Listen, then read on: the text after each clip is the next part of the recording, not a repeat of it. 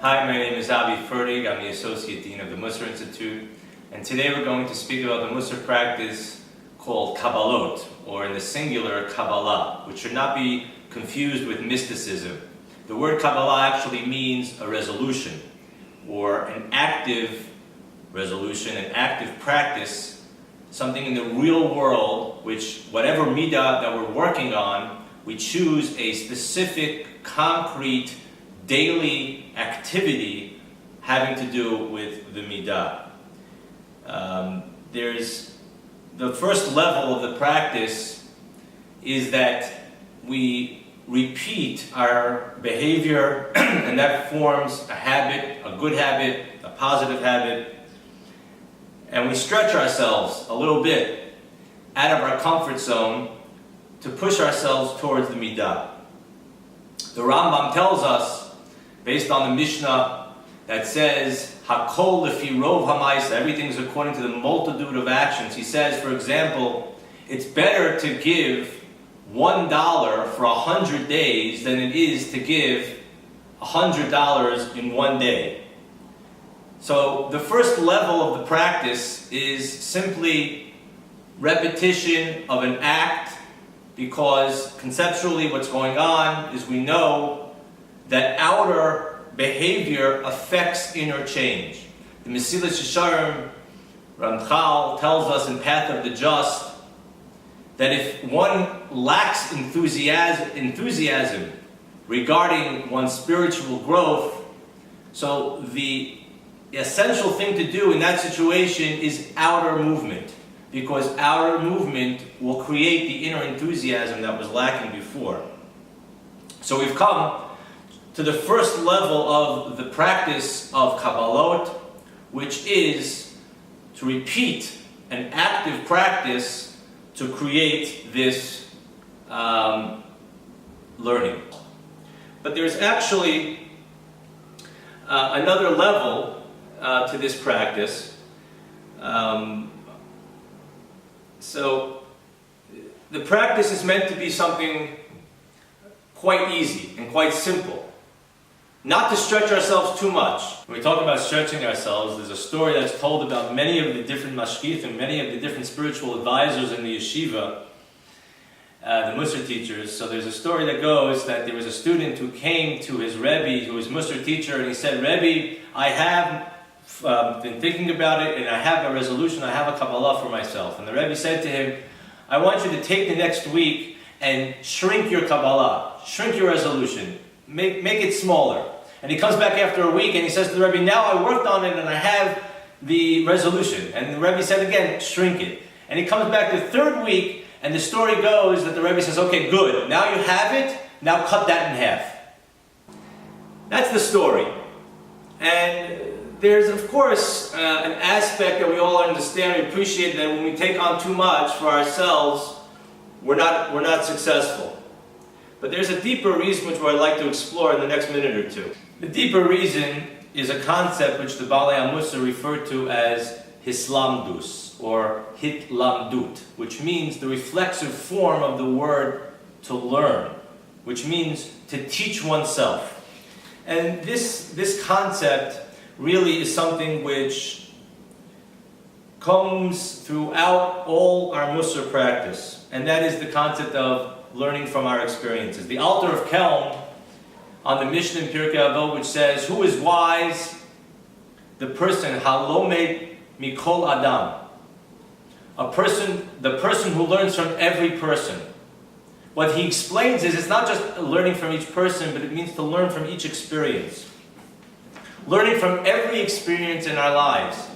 When a person develops this muscle of going through life, learning from their experiences, that is to be a student of Mussar.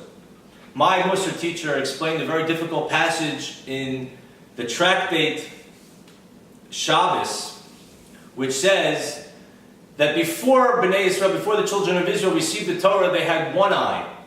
But after they received the Torah, they had two eyes. So he explained beautifully that now that they received the Torah, and they received, the word Torah means instructions. They had concrete practices rituals, mitzvot, commandments that they were to do now they could experience what it means to serve God. It wasn't just a concept. Now they could experience it. Somebody who if you try to explain to somebody what it is to experience or to understand what is Shabbos about, it's very difficult. But if you invite the person into your home on a Shabbat with the beautiful festive meal and the singing and the tranquility that envelops the home on Shabbat, the experience of Shabbat will teach one what Shabbat is all about.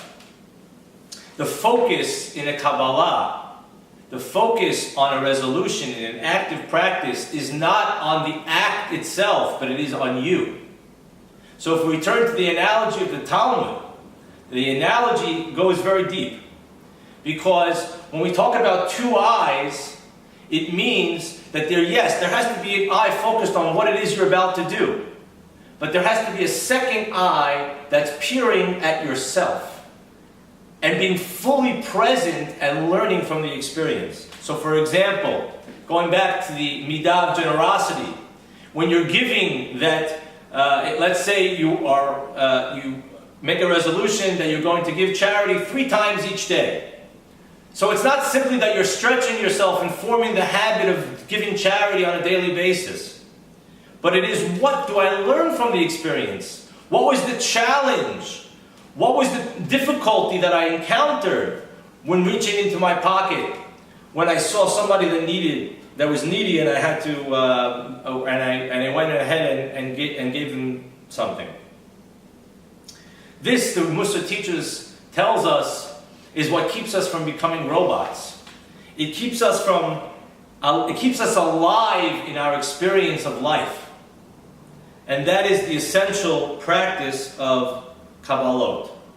So, if you stretch yourself too much in any active practice, it inhibits your learning from the experience. Because it becomes so focused on what it is you have to do that it's difficult to be able to look at yourself and learn from the experience. And that is the essence of what a Kabbalah is meant to do.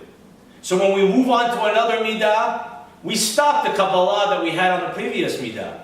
So if we go and now we work on patience, and we accept upon ourselves that twice each day we're going to enter a conversation with patience. We're going to be in a conversation with patience.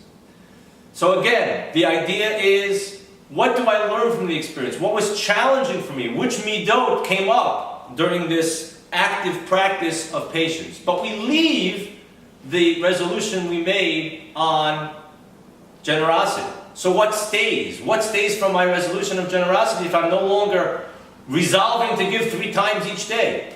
The answer is that the learning that you did from that experience stays with you forever. One final point is that another practice that we'll speak about separately is the practice of journaling. One of the best ways to have a journaling practice is when you have a Kabbalah practice. When you have an active practice that you can reflect upon in your evening journaling, that is great food for your journal. Thank you for listening.